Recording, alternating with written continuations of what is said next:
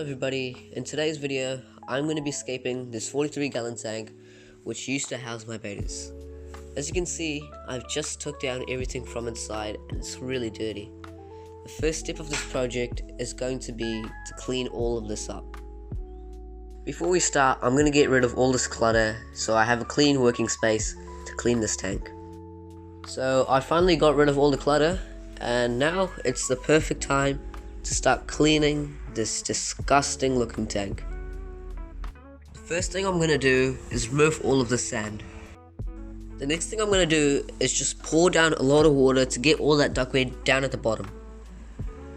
As you can see, Zach got rid of most of the duckweed, but there's still a lot left which has dried on. Now I'm just going to take out the heater, the air stone and the sponge filter top. Now I'm just going to scrub off all the dried duckweed and some of that diatom algae. Then I'm just going to scoop off all the duckweed from the top and siphon out all the water and the gunk. All of that took quite a while, but now I'm just going to scrub down all the glass. As you can see, there's a lot of watermarks and scratches and all that stuff. I'm going to leave the sand at the bottom because it doesn't really make a difference. I might scrub the algae, might not. Can't really be bothered right now. And yeah, I'll just scrub the glass and update you next. I finally finished cleaning. There's still a lot of watermarks and stuff like that, but all that stuff will disappear once I fill up the tank with water. This is what it looks like right now. Looks nice and clean. It's the next day, and the next step is just to clean off all that duckweed and all that muck off the driftwood, and just clean the rocks and stuff a little bit. I got most of the duckweed off, and now I'm just going to start scaping a little bit and start gluing some other pieces of wood to the main centerpiece. I finished playing around with the hardscape, and I just added some of this fluorite dark gravel to the back of the tank to build up. And now I'm going to add 50% gravel, 25% compost and 25% potting mix. Mix that all up together and then just bank it up and then layer some all the way down until I have like an even coating, which all of that's just going to be the nutrients for the plants. These are the two things I'm going to be adding, and that's the gravel. I finished mixing everything in, and I'm going to layer it in the tank tomorrow morning. It's the next day, and I'm going to start layering in the gravel and the dirt. I'm going to try and slope it up all the way up to here. Then I'm going to finish capping it off with some sand. I finished layering in the dirt and gravel. Now I'm just going to go smooth it all over and add another little thin layer of potting soil. I also pushed all of the dirt back a little just so you can't see it after I cap it with the sand. Next I'm going to crush up and add some of these API aquatic plant food root tabs. They're made for ponds, but they work well in aquariums as well. If you're using these, be sure to use just a little bit as these are really potent. I've just finished scattering in all the root tabs and now I'll be capping all of this down with some sand. I finished adding the sand in and now I'm going to add the hardscape. So this is the basic wood structure.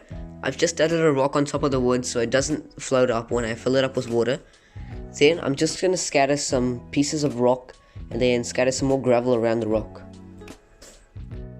I'm going to add more rocks closer to the wood and less rocks when we go down. This will give it a flowy effect. That's all the hardscape done. I know it's not a lot, but I'm going to have a lot of plants in this tank. It's going to be a jungle style tank, and jungle style tanks don't usually have a lot of hardscape. Now I'm just going to add some scatter gravel around the rocks. This is really inspired by MD Fish Tanks. I love his videos and he's a really good aquascaper. The scatter gravel really brings the entire scape to life. Now, I'm just going to fill up the tank so any loose debris can float to the top. When you're filling up your tank, make sure to have something to block all the flow. And make sure to fill it up really slowly as you don't want to disrupt the substrate. I finished filling up the tank and I'm really happy with how it looks. I'm really surprised that it's not that cloudy, as I didn't rinse the sand or anything else. Now, I'm going to squeeze in this really old dirty sponge filter to provide the beneficial bacteria needed for this tank. I've decided to just let the sponge filter run in this tank to provide all the beneficial bacteria. Tomorrow, we will be getting all the plants we need. Plants hadn't arrived for a few days, so I just drained the water. As you can see, there's a lot of this brown algae in the water. Right now, I'm just going to refill the tank and plant the plants. Now I'm going to add some dechlorinator and start planting.